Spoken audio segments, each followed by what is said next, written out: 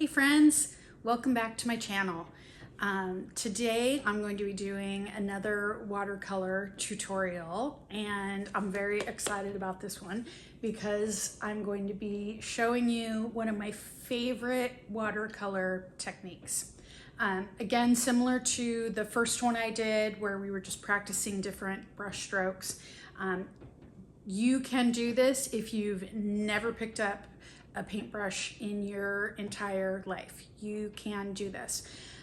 What we're going to be doing today is just doing some lines and circles, but what is special about the technique we'll be doing today is that we're going to be ever so slightly overlapping the lines and circles so that we create what are called blooms in our watercolor. And that's all I'm going to say about that, because really kind of have to see it to understand what I'm talking about. So supplies you'll need today are your watercolors, paintbrushes, and ideally you're using a paintbrush that's kind of wet and juicy. So one that's got good bristles. You're going to need your art journal or some paper. This technique will work better on paper that's either thicker or that's actual watercolor paper, but you can use any kind of paper. I'll be working in my moleskin art journal again today, and it's not paper that's specifically designed for watercolor, but it's going to work just fine for the technique that we're doing today. So you'll need your watercolors, you'll need your paper, you'll need paintbrushes, and some water to rinse your brushes off in, and then like a towel or a paper towel, kitchen towel, something like that, that you can wipe your paintbrush off on. So that's what we're going to be doing today. I'm excited about this particular attribute of watercolor is one of my favorite things about using watercolors. As I mentioned yesterday, watercolors are unpredictable, and that's one of the things I love most about them, and we're gonna see that in action today. So grab your stuff, and I'm gonna go set up my studio, and I will see you in a sec. Hey friends, welcome to my studio. Still haven't cleaned up from my last video, so it still looks like an explosion went off in here. So what I'm doing right now is I'm just using my little spray bottle to mist all of my watercolors to get them activated. Come on, little guy.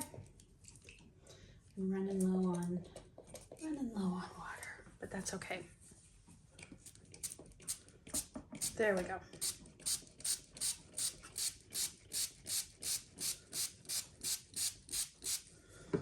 Okay, so today I'm going to be using this 16 round Princeton Art and Brush Co.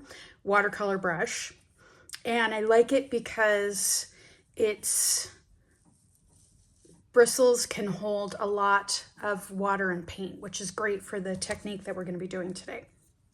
And then I will also be using this oval wash.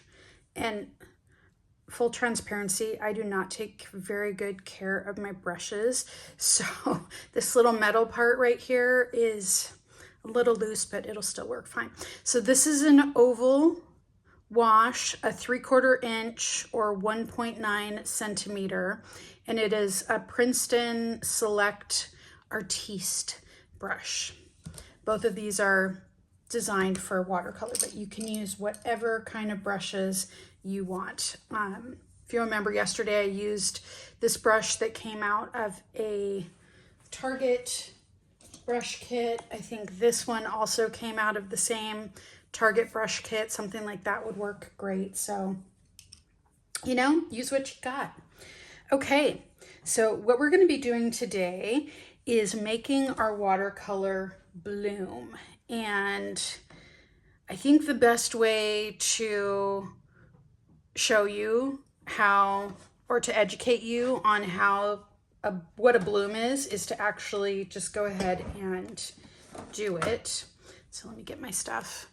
Yeah, there we go. I think you can see a little bit better now. Okay, so I'm just gonna get my water, or my brush nice and wet in the water. And I'm going to, let's do a little bit of orange. And again, I'm working in my Moleskine extra large art journal. Paper is not specifically made for watercolor, but it's gonna work just fine for what we want it to do today.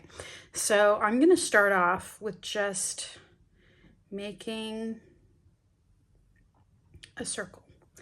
And I want my paint to be pretty wet and juicy. Your paint has to be wet for this technique to work.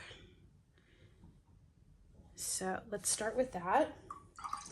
And then let me dip into a color that is very different from that so you can see the contrast. How about we'll go with a blue. And I'm not sure what color it will make when the two bloom together, but we are going to find out. Oh, that's such a pretty blue. These watercolors, I bought this empty watercolor palette on Amazon and then just filled it in with all of my tube watercolors. And somewhere around here, I have a swatch that tells me what's what, but I don't know where it is. It's probably in one of my old art journals. Okay, so watch this. Let's start over here. And we're just ever so slightly going to overlap those two together. Actually, let's overlap just a smidge more. And that one's not blooming a ton. Oh, there we go. There it goes. So you can see, actually, it's opposite of what I thought was going to happen. What I thought would happen is that the blue would go into the orange, but what's happening is that the orange is creeping into the blue. And it's really kind of fun when that happens. So how about if we take a yellow and do a bit of yellow and blue. Oh, look at that.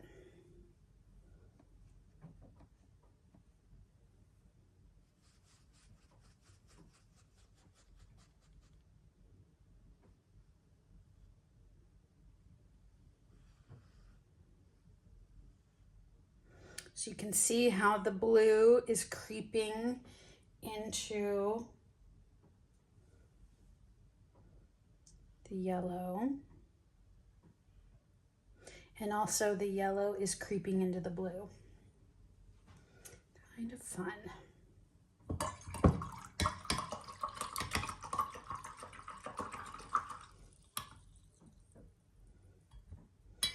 How about we go with this? I think this is an opera pink.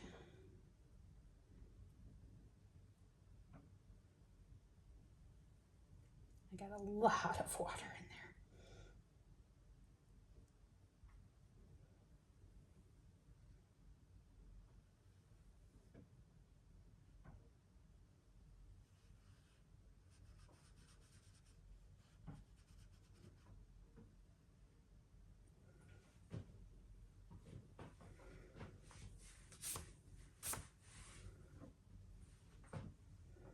Let's see what happens when we put the pink next to the blue.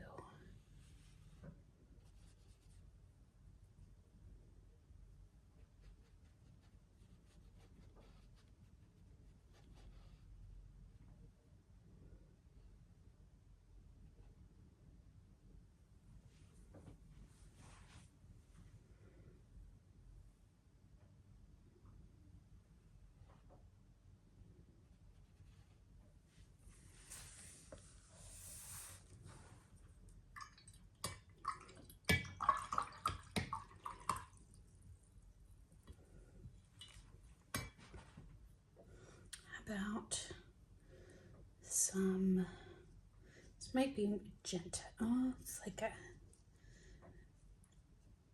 purpley red.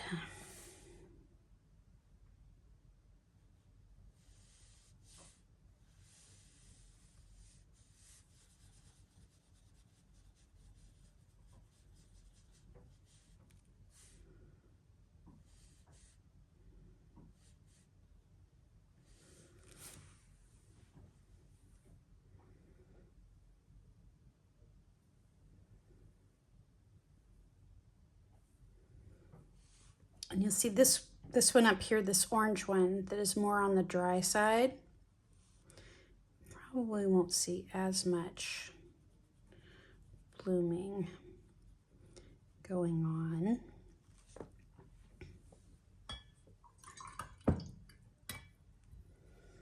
Okay, what we're gonna do now is make sure this one is nice and wet, and I'm gonna hold my paper's buckling just a smidge. So we're gonna hold that down and make sure that it's, maybe I'll move it around just a little bit. And what I think I will do is maybe take this pale orange color and just drop that right in. Ooh, did you see what happened there? On top of the pink. And that is super fun. Let's see what happens when we drop it in on that red. Do you see how the color, that yellow color, is just traveling in the wet red paint?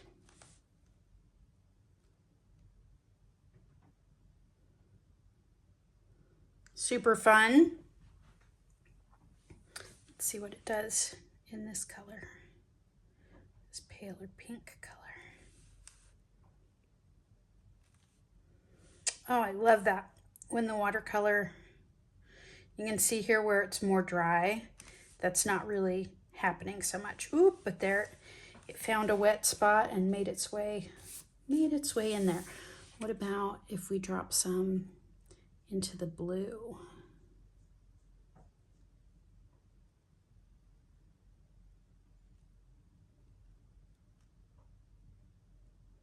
You can really see with that dot right there what happens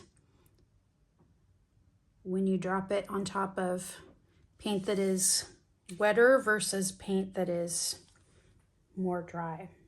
So that is fun. I'm just gonna keep doing that.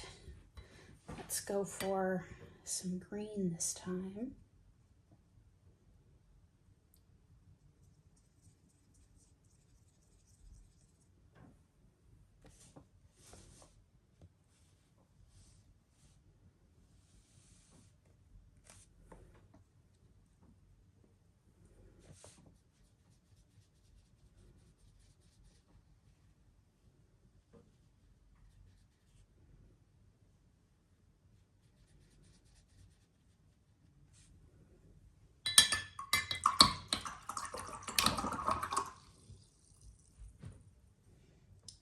Go for some of this turquoise color.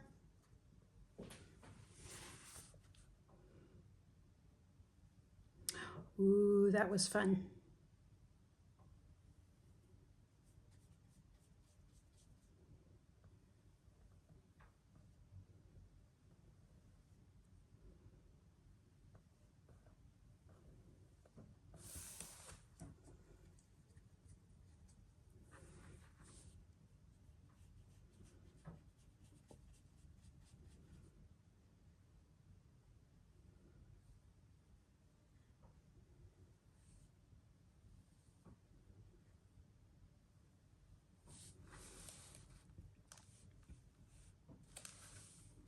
I wonder what happens if we drop it in on top of the colors we already have here.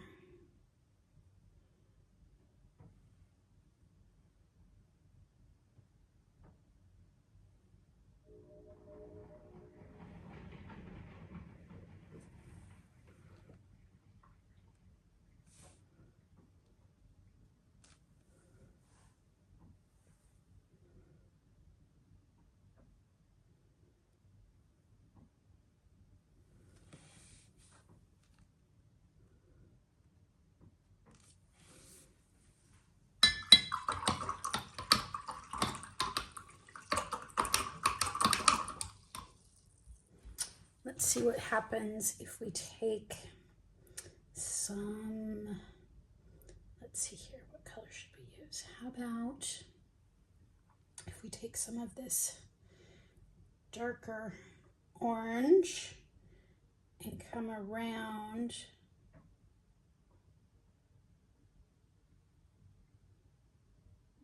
the outside. And that one's been sitting for a while, so. But you can see it still sort of travels into areas that are wetter. Okay, so that's how you can have some fun with circles. And what I want to do on the other page over here is to do the same technique, but this time we're going to do lines and see what happens. Let's start with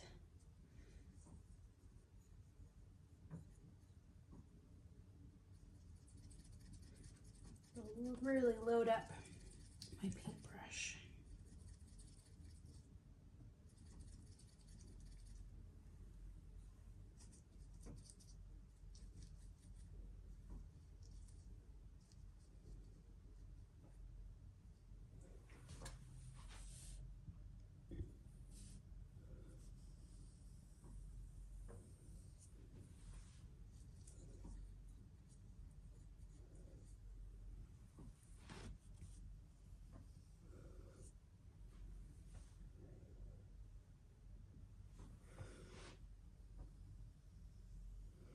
Want that to be nice and wet.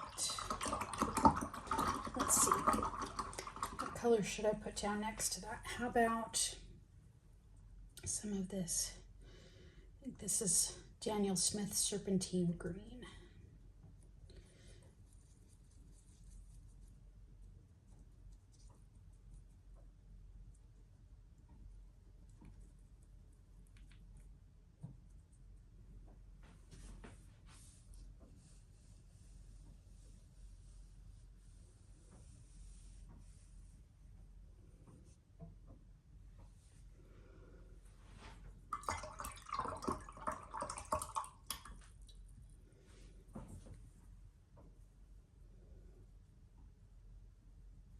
I'm just randomly picking different colors.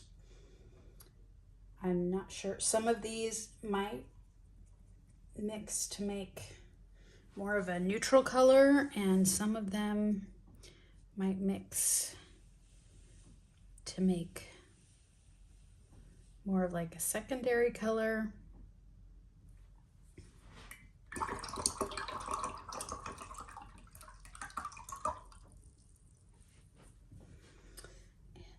Try the pink.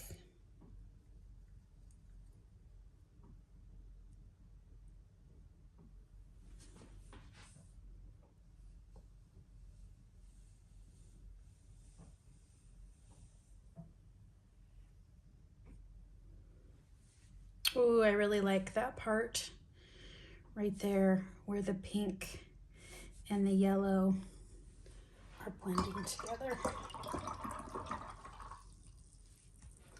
Let's try, I think this is a Payne's Gray, which is like a super, super, super dark blue. Let's see. Yep. So let's give that a whirl. Ooh, that was fun. Oh yeah, that's really traveling quite a bit into that pink. Oh, and look, they're blending together right there to make in there too. Beautiful purpley color. Yeah, that one. Winner. That one's a winner. Let's try the Serpentine Green again. Next to that Payne's Gray.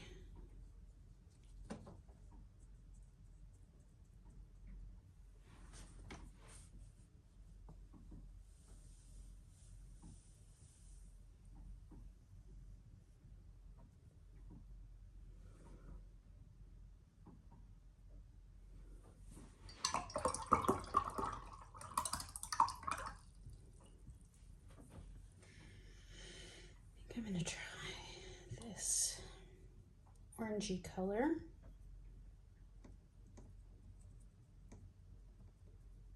If you are curious about the specific colors that I'm using here, let me know and I can drop a note into the comments. I'll find my swatch. Just a little bit of blending there.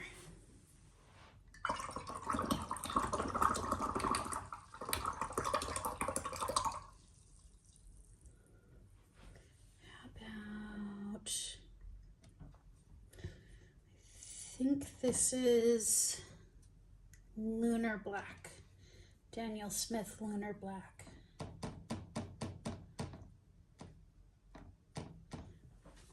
Let's see what happens here.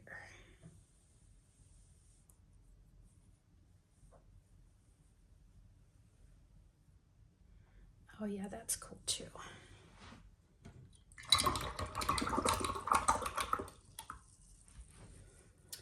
And you know, you could just do this all day. It's very relaxing and very fun. And like I said earlier, there is no way you can mess this up. It's just fun.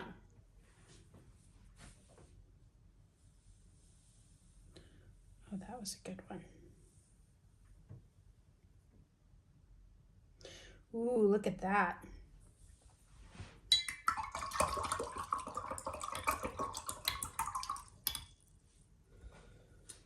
Let's come in with some of this brighter blue. Make sure my paintbrush is nice and juicy. Really loaded up with the color.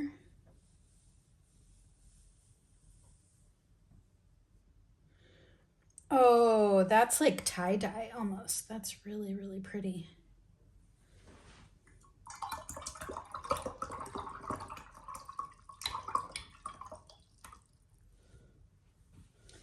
Let's see what happens when we put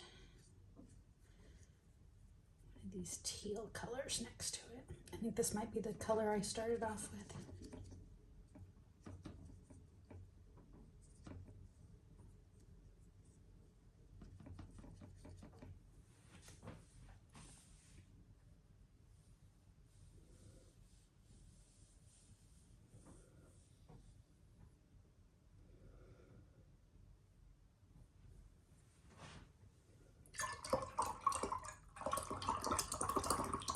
All right, I'll do one more, and then I think I'm gonna call this one good.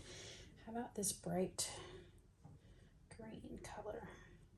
Although, honestly, I'm not sure I can stop because it's really fun.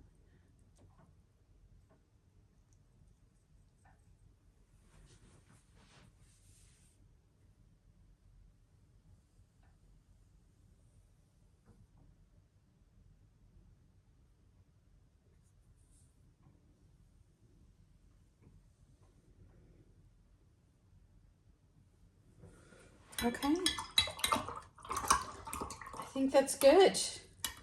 So that is a fun exercise you can do to see how your colors will move around when they touch each other when they're wet.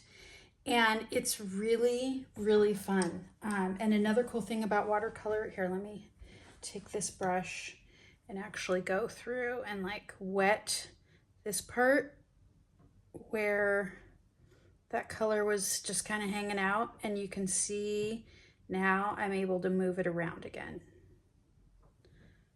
So kind of fun. So give this a go. Play around with it. It's really, really fun and relaxing. And again, there's no way you can mess this up. So again, if you want to know what specific colors I used, let me know. and I will drop the names of the colors in the comments. And if you've got any requests about other stuff you'd like to see me do, let me know. But so far I'm just focusing on really low pressure, fun experiments you can do that don't require any sort of, drawing or painting ability, really. They're just fun and relaxing and a good exercise to learn how your supplies work. So that's it for me today. I'll be back soon with another tutorial. Not sure if I'll do watercolor again. I might switch it up and do maybe acrylic paint or colored pencils or something different next time. But hope you are enjoying these. And if so, please give me a thumbs up. And I'll see you next time. Peace out.